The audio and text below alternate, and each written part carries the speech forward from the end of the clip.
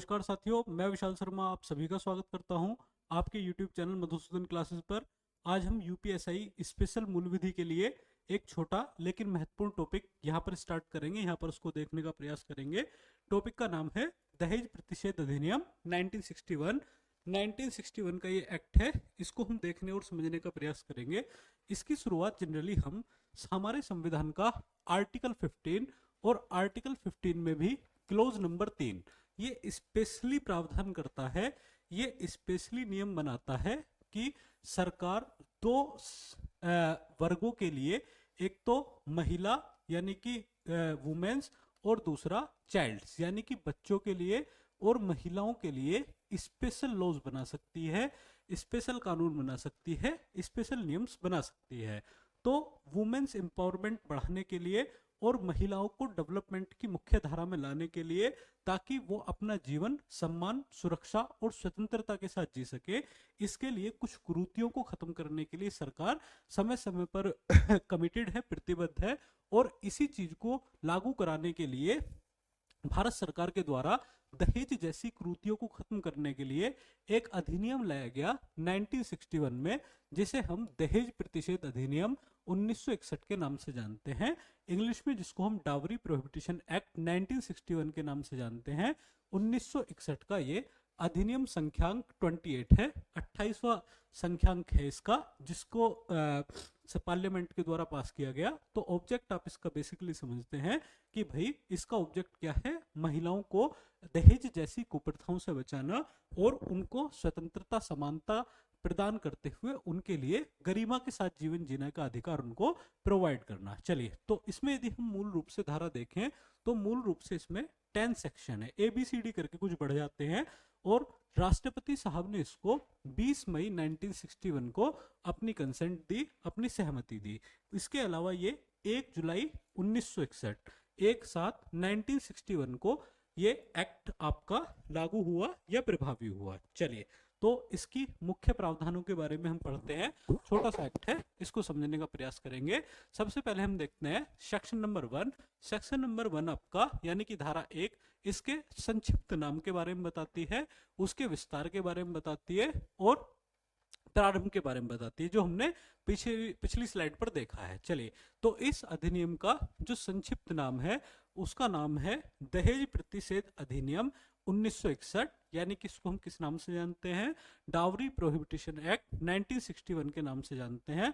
इसका जो विस्तार है अब वर्तमान में संपूर्ण भारत पर है, इससे पहले जम्मू कश्मीर को इससे बचाया गया था, प्रोटेक्ट किया गया था। चलिए, तो धारा 2 देखते हैं, अत्यंत महत्वपूर्ण धारा है। और अत्यंत महत्वपूर्ण धारा में सबसे पहले हम समझेंगे कि आखिर डाउरी है क्या, दहेज है क्या। तो दहेज सबसे पहले एक भ्रांति हमारे सोसाइटी ने पाली हुई है कि दहेज की मांग सिर्फ वर पक्ष ही कर सकता है, ऐसा बिल्कुल नहीं है। सेक्शन 2 आपको इस बारे में बताता है कि दहेज की मांग वर और वधु सामान्यतः दोनों पक्षकार या उनके पेरेंट्स में से कोई एक कर सकता है। जैसे उदाहरण के लिए वर पक्ष के बारे में तो आप सभी परिचित हैं कि भाई पर्टिकुलर व्यक्ति ने कोई गाड़ी मांगी और गाड़ी मांगने के बाद उसको वो गाड़ी नहीं मिली तो उस पर दहेज का एक मुकदमा डल गया। लेकिन अगर वधु आ गई और वधु आने के बाद उसकी सासू माँ ने उसको कोई मंगलसूत्र चढ़ाया और वो उस मंगलसूत्र को कहती है कि 1-2 ग्राम का क्या दिया है मुझे, है मैं तो ये डिजर्व नहीं करती थी, मैं तो कम से कम 20 ग्राम की ज्वेलरी डिजर्व करती थी। तो ऐसा बिल्कुल नहीं है, वर और वधु दोनों इसके लिए क्या हो सकते हैं, लायबल हो सकते हैं। तो इसको हम देखने का प्रयास करते हैं।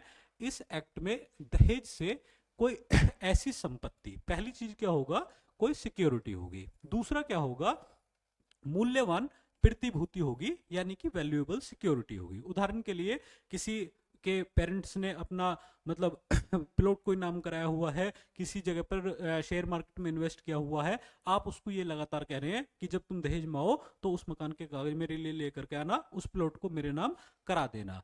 अभिप्रेत है जो विवाह के समय, अब इसमें तीनों कंडीशन है, या तो आप विवाह के समय उसको मांगते हैं, दूसरा विवाह से पूर्व मांगते हैं, या विवाह के पश्चात, शादी के बाद आप कहे जा रहे हैं कि भाई फटाफट मेरे नाम वो प्लॉट करो, तू क्या लेके आई है मेरे लिए, तू क्या लेकर के आया है। ठीक है, चलिए, विवाह के एक पक्षकार द्वारा विवाह के दूसरे पक्षकार को, यानी कि कोई सी भी पार्टी क्या कर सकती है, दहेज की मांग कर सकती है, या विवाह के किसी भी पक्षकार के पेरेंट्स कर सकते हैं, जिनमें माता पिता द्वारा या किसी अन्य व्यक्ति द्वारा विवाह के किसी भी पक्षकार को या तो किसी अन्य व्यक्ति को डायरेक्टली या इनडायरेक्टली, आप दोनों तरीके से दहेज की मांग कर सकते हैं। डायरेक्ट भी कह सकते हैं, इनडायरेक्ट भी कह सकते हैं। उदाहरण के लिए किसी लड़की पक्ष ढूंढने गया लड़के को, लड़की की माताजी कह रही है छोटी गाड़ी हमारे घर में क्या अच्छी लगेगी, ठीक है, तो आप क्या करो भाई, इस हिसाब से हमारा स्टेटस जो है स्कॉर्पियो के लायक है, बोलेरो के लायक है, आप कम से कम, हमारा बेटा इतनी डिजर्व करता है। तो वो डायरेक्टली आपसे दहेज नहीं मांग रहे, वो आपसे क्या कह रहे हैं, इनडायरेक्टली दहेज मांग रहे हैं। चलिए, है तो दहेज कैसा हो सकता है, आपसे डायरेक्टली भी मांगा जा सकता है और इनडायरेक्टली भी मांगा जा सकता है। लेकिन अगर हम बात करें, यहां से प्रश्न बन सकता है दहेज में मेहर शामिल नहीं है। तो मेहर बेसिकली क्या है, ये मुस्लिम लॉ का एक कंसेप्ट है, मुस्लिम विधि का एक नियम है। मेहर का मीनिंग यहाँ पर यह है कि जो मुस्लिम समुदाय हैं, मुस्लिम कम्युनिटीज है, उसमें जो पुरुष पक्ष है यानी कि वर पक्ष के द्वारा अपनी पत्नी को उसकी सिक्योरिटी के लिए कुछ धनराशि अदा की जाती है। तो मेहर को दहेज का पार्ट आप नहीं मानेंगे और मेहर को दहेज का पार्ट नहीं माना जाएगा। चलिए, तो पिछली क्लास में हमने पिछले सेक्शन में हमने दहेज के बारे में पढ़ा। तो एक केस आप यहाँ पर इंपॉर्टेंट है, एक लैंडमार्क जजमेंट है, विपिन जायसवाल बनाम आंध्र प्रदेश राज्य, 2013 का मामला है। अब कुछ केसेस ऐसे आए हैं जिसने दहेज के नाम पर एक दूसरे पक्ष का क्या है, उत्पीड़न किया है, झूठे मामलों की संख्या इसमें बढ़ी है। जैसे इस केस में क्या हुआ, एक हस्बैंड जो था वो अपनी पत्नी से लगातार कुछ पैसों की मांग कर रहा था कि मुझे नया बिजनेस स्टार्ट करना है और आप मुझे कंप्यूटर खरीदना है, कुछ पैसों की व्यवस्था कर दीजिए। तो पत्नी ने इस दौरान उस पत्नी की डेथ हो गई। डेथ के बाद ये जब छानबीन की गई तो वधू पक्ष ने दहेज के लिए मुकदमा दायर किया। तो सक्षम न्यायालय ने डिसाइड किया कि भैया अगर 6 माह के बाद कारोबार प्रारंभ करने के लिए कंप्यूटर खरीदने हेतु अपनी डेड वाइफ से कोई मांग कर रहा है तो उसे आप दहेज की मांग नहीं कह सकते। चलिए नेक्स्ट देखते हैं, सेक्शन 3, दहेज देने या लेने के लिए शास्ति। शास्ति का मतलब यहां पर होता है पनिशमेंट, दंड।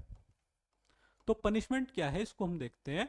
यदि कोई व्यक्ति इस अधिनियम के प्रारंभ के पश्चात दहेज देगा या लेगा, या दहेज देना या दहेज लेने के लिए दुष्प्रेरित करेगा, आपको इंस्टिगेट कर रहे हैं, उकसा रहे हैं, जाओ भी जाओ, कम से कम क्या नाम है, गाड़ी की व्यवस्था करो ही कम से कम, ठीक है, तो वो इसके लिए दंडनीय होगा और उसकी अवधि पनिशमेंट की कम से कम 5 साल की होगी, प्लस फाइन होगा, ठीक है। और फाइन होने के साथ साथ फाइन जो होगा वो 15,000 रुपए तक का हो सकता है, या जो दहेज की रकम आपने मान लिया 5 लाख रुपए तक का दहेज मांगा, तो 15,000 और 5 लाख में ज्यादा रकम कौन सी है, 5 लाख की। तो आप 5 लाख रुपए तक की इस मूल्य से क्या होंगे, दंडनीय होंगे, आपको फाइन जो होगा वो 5 लाख रुपए तक का लगाया जा सकता है। नेक्स्ट देखते हैं, सेक्शन नंबर 4, दहेज मांगने के लिए पनिशमेंट। यदि कोई व्यक्ति यथास्थिति वधू या वर के माता पिता, कोई पक्षकार या अन्य नातेदार या संरक्षक से किसी दहेज की मांग या तो डायरेक्ट रूप से करता है या इनडायरेक्ट रूप से करता है, तो उसके लिए कम से कम 6 मास तक की सजा होगी, लेकिन वो जो 2 वर्ष तक की हो सकेगी, प्लस फाइन भी आपको इसमें देना पड़ेगा, जिसकी अमाउंट जो होगी वो 10,000 तक हो सकेगी। चलिए नेक्स्ट देखते हैं, सेक्शन नंबर 4, प्रश्न नंबर धारा 5 बहुत महत्वपूर्ण है आपके लिए, इसको हम देखने और समझने का प्रयास करते हैं। दहेज देने या लेने के लिए जो करार होगा वो शून्य होगा। शून्य करार का मतलब है, पहले करार समझते हैं क्या है। करार का मीनिंग यहाँ पर एग्रीमेंट है। अगर कोई लड़का और लड़की इस बात पर एग्री हो जाते हैं कि भैया शादी के बाद मैं पर्टिकुलर जो प्लॉट होगा वो तुम्हारे नाम कर दूंगा, तो ये एग्रीमेंट जो होगा दहेज लेने का और देने का वो शून्य होगा। अर्थात आप उसे किसी भी कोर्ट में जाकर के ये नहीं कह सकते कि सर हमारे बीच में एग्रीमेंट हुआ है और शादी के बाद ये मुझे फलाना वाला प्लॉट मेरे नाम नहीं कर रहा है, नहीं कर रही, तो ऐसा जो एग्रीमेंट होगा वो वॉइड होगा, जीरो होगा। आगे देखते हैं, धारा नंबर 7, अपराधों का संज्ञान। संज्ञान समझते हैं, कोग्निजेंस। कोग्निजेंस का मीनिंग होता है टू टेक द नॉलेज, यानी कि जो भी जुडिशियल मजिस्ट्रेट कौन कॉम्पिटेंट है, आपको इसमें याद रखना है। यदि मेट्रो सिटीज हैं तो वहां पर मेट्रोपोलियन मजिस्ट्रेट, जिसे हम महानगर मजिस्ट्रेट के नाम से जानते हैं, या जिसे हम जनरल कोर्ट्स में जुडिशियल मजिस्ट्रेट फर्स्ट क्लास के नाम से जानते हैं, यहाँ कम से कम जेएम फर्स्ट की कोर्ट जो होगी वो क्या करेगी, इस अपराध के बारे में जानकारी लेगी और प्लस इससे कम का जो ऑफिसर होगा वो कोई भी ट्रायल नहीं करेगा। यानी कि कम से कम जुडिशियल मजिस्ट्रेट फर्स्ट क्लास का व्यक्ति इस मामले में प्रोसीडिंग चलाएगा और संज्ञान लेगा। नेक्स्ट देखते हैं धारा 8, अपराधों का कुछ प्रयोजनों के लिए संज्ञेय होना, अजमानतीय होना और अशमनीय होना। 3 शब्द आपके सामने लिखे हुए हैं कि सबसे पहली बात, जो इस अधिनियम के अंतर्गत अपराध होंगे, सबसे पहली बात तो उनको गंभीर प्रकृति का माना जाएगा, यानी कि संज्ञेय अपराध होंगे। और संज्ञेय अपराध की सबसे बड़ी विशेषता यह है कि पुलिस आपको बिना किसी वारंट के भी क्या कर सकती है, अरेस्ट कर सकती है। दूसरा, नॉन बेलेबल, आपको इसमें प्राइम फेसी कोई बेल नहीं दी जाएगी और बाकी जज साहब का विवेक होगा कि वो आपको बेल दे या ना दे। और तीसरा जो होगा वो अशमनीय होगा, जिसे हम नॉन कंपाउंडेबल बोलते हैं। अगर एक बार एफआईआर हो गई तो प्रैक्टिकली आप बाहर से बाहर ये कहते हैं कि भाई हमारे और तुम्हारे बीच समझौता हो गया, अब हम थाने नहीं जा रहे, ऐसा नहीं होगा। समझौता भी होगा तो वो रिटन फॉर्मेट में थाने में जाकर के ही होगा। चलिए नेक्स्ट देखते हैं, दहेज प्रतिषेध अधिकारी। तो दहेज प्रतिषेध अधिकारी, इसका जो पद होगा वो या तो कोई पुलिस ऑफिसर हो सकता है या आपका कोई सिविल सर्वेंट हो सकता है। तो आप सरकार इसकी डिसाइड करेगी, राज्य सरकार के पास पावर होगी कि कितने दहेज प्रतिषेध अधिकारी नियुक्त करेगी, जितने वह ठीक समझे और उस क्षेत्र में जिनके लिए अपनी अधिकारिता और शक्ति का प्रयोग वो कर सकते हैं। यानी कि किसी भी जिले में आपके दहेज प्रतिषेध अधिकारियों की जो संख्या है वो फिक्स नहीं है, वो समय समय पर चेंज हो सकती है और राज्य सरकार के पास ये पावर होगी कि वो कितने पर्टिकुलर दहेज अधिकारी यहाँ पर अपॉइंट करे। चलिए नेक्स्ट देखते हैं, section number 9, rule making power. तो यहाँ दोनों के पास ये पावर है, एक तो केंद्र सरकार के पास भी प्लस राज्य सरकार के पास भी, उसे हम नेक्स्ट धारा में देखेंगे। केंद्र सरकार इस अधिनियम के प्रयोजनों को लागू करने के लिए नियम बना सकती है और नियमों को किसमें, नोटिफिकेशन के द्वारा वो क्या कर सकती है, वो लागू यहां पर करा सकती है। तो सेक्शन 9 में जो पावर है वो रूल बनाने की पावर जो है वो दोस्तों केंद्र सरकार के पास है, सेंट्रल गवर्नमेंट के पास है।